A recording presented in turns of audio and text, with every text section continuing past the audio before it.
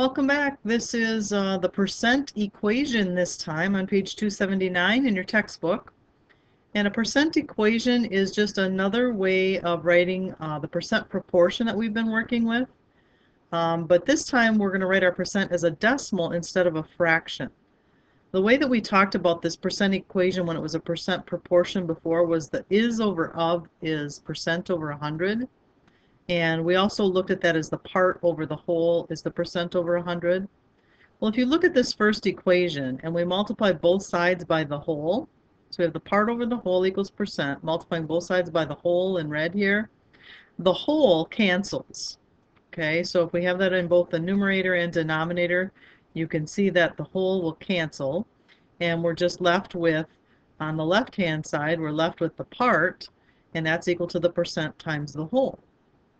So using that equation, the part equals percent times the whole, that's what we're calling the percent equation.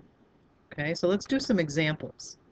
Find 6% of 525. The first thing we want to do is kind of estimate that. If we were to estimate 1% of 525, that would be 1% of 500 would be about 5, and then multiplying that by 6, we would get about 30. So just to give us kind of a rough idea of how much we should get, it should be around 30. So the percent is 6, the whole is 525, and we're going to let P represent the part. So the part equals the percent times the whole. So P equals, and the percent is as a decimal, remember move it 2 to the left, 0.06 times 525, and then multiplying that on a calculator, the part is 31.5. So is that a reasonable answer? We always want to check. And when we set our estimate, it was about 30. 31.5 is about 30, so that does check for reasonableness. Okay, how about this one? Write a percent equation to solve each problem, then solve round to the nearest tenth if necessary. What number is 35% of 88? The is over of thing will still work for these if you're more comfortable with that. But here's how to use the percent equation. The part is equal to the percent as a decimal times the whole. So 0.35 times 88 gives us 30.8.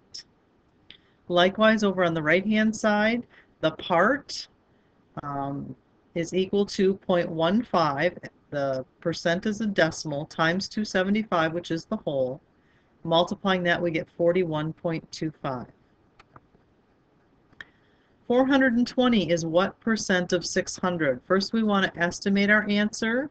420 out of 600 is approximately 4 out of 6, which is about 2/3 or 66 2/3%.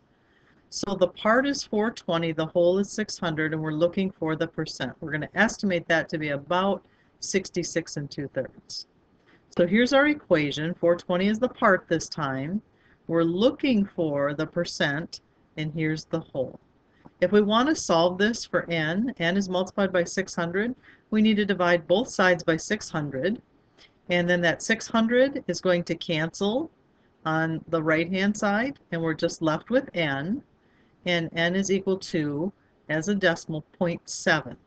Well, 420 is approximately 70% then of 600.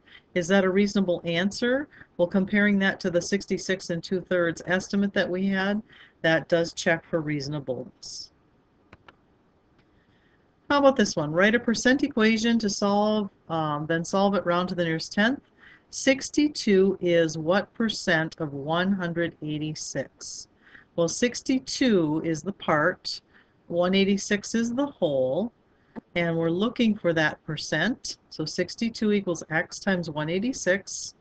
Now we're going to need to divide both sides again by 186 here. If we take this one and divide by 180, see if I can write this small enough, 6, and divide this side over on the left by 186, then we would end up with x is equal to 0.33 repeating, which in percentage is 33%.